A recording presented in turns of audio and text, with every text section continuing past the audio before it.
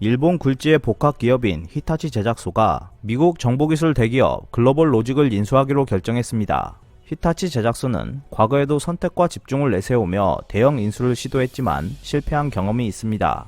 이번 인수에 대해서도 금액이 너무 크다는 우려와 함께 과거 대실패의 전철을 밟을 가능성이 있다는 말도 나오면서 이 회사의 주가는 하락하고 있습니다. 피커TV에서 자세한 내용 전해드리겠습니다.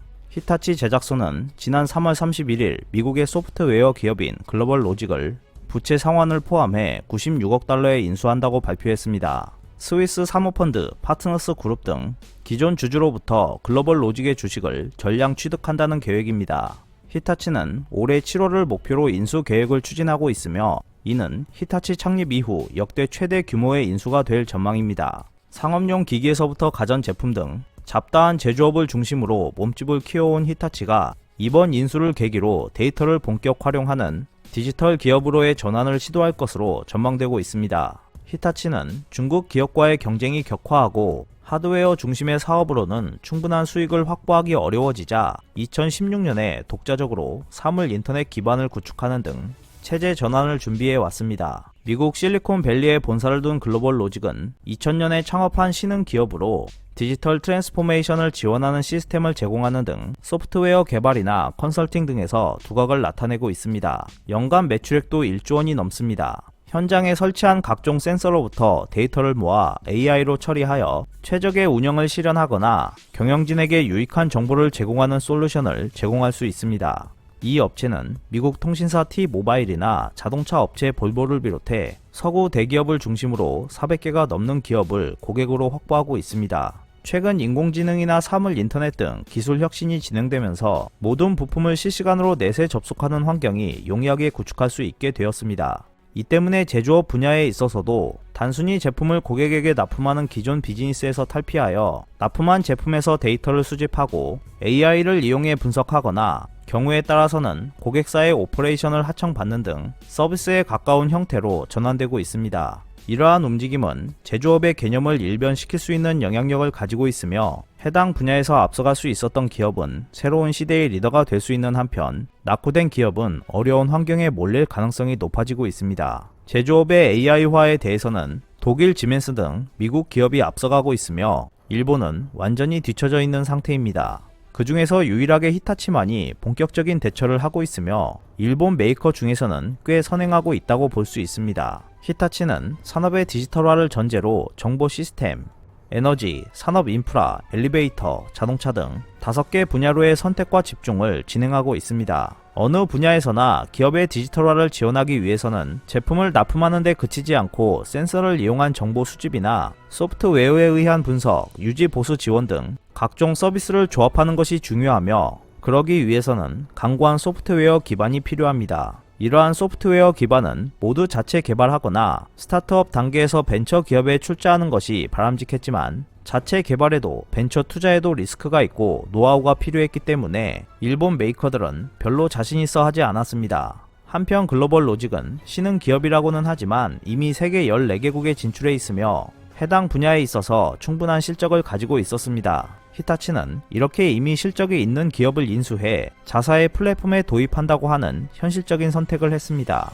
하지만 전문가들 사이에서는 인수 가격이 너무 비싸다는 목소리가 나오고 있습니다. 확실히 11조 원이라고 하는 금액은 연 매출액이 약 1조 원인 글로벌 로직의 가치에 비해 비싼 편입니다. 아무리 양호한 재무 기반을 가진 히타치라고 해도 재무 체질의 악화가 나타날 수밖에 없습니다. 또한 히타치는 과거에도 선택과 집중을 내걸고 대형 인수를 실시했지만 사실상 실패한 과거가 있어서 과거가 반복되는 것 아니냐는 우려가 일본 내에서도 나오고 있는 상황입니다. 지난 2003년에 히타치는 약 20억 5천만 달러를 투자해 미국 IBM의 하드디스크 드라이브 부문을 인수했습니다. 글로벌 로직의 인수 금액에 비하면 4분의 1 가격보다도 적었습니다.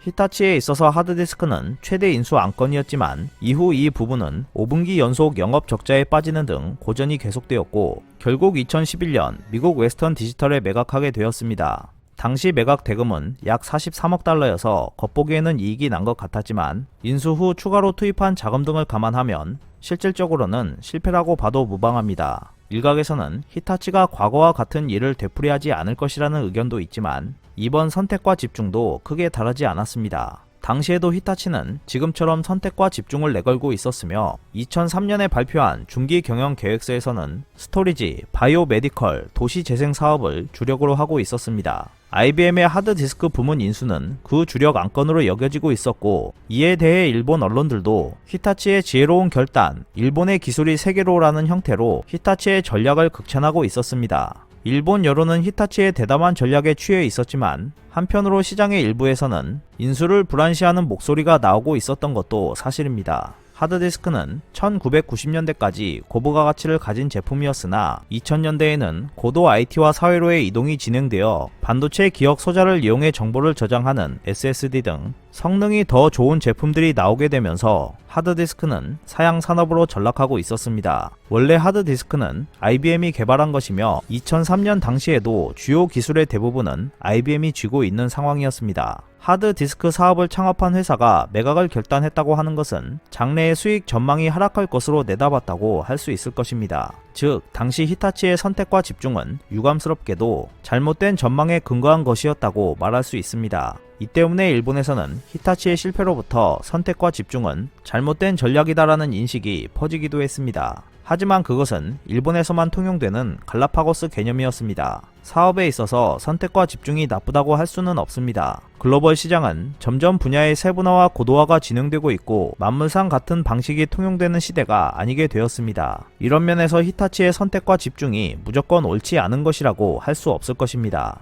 단지 운영 면에서 과거의 실패를 반복하고 있을 뿐입니다. 이번에 히타치가 안고 있는 리스크라고 하는 것은 기본 전략을 잘못 봤다거나 혹은 큰 방향성을 잘못 봤다라는 것이 아니라 인수 안건을 현실적인 수익으로 연결할 수 있는가 하는 전술적 리스크라고 해도 좋을 것입니다. 이번 인수를 통해 히타치가 곧바로 해당 분야에서 성장 궤도에 오를 수는 없을 것입니다. 히타치에 있어서 가장 큰 문제는 해외의 고객 기반이 얇다는 것에 있습니다. 히타치 전체의 해외 비율은 아직도 50%밖에 되지 않고 중점 분야 중 하나인 IT 시스템에 대해서도 70%가 국내용입니다. 이번에 인수한 글로벌 로직은 해외에 많은 고객을 갖고 있지만 어디까지나 글로벌 로직이 가진 부가가치는 소프트웨어의 기술력이지 영업력이나 고객 기반 그 자체는 아닐 것입니다. 히타치로서는 글로벌 로직이 가지는 기술을 자사의 인프라에 흡수하는 것과 동시에 그 기술을 살려 글로벌에 통용되는 솔루션을 구축하려고 할 것입니다. 하지만 히타치는 상당한 영업력이 필요하게 될 것이며 일본에는 관련 분야 인재들이 턱없이 부족하기 때문에 글로벌하게 통용되는 인재 확보에도 어려움을 겪게 될 것입니다.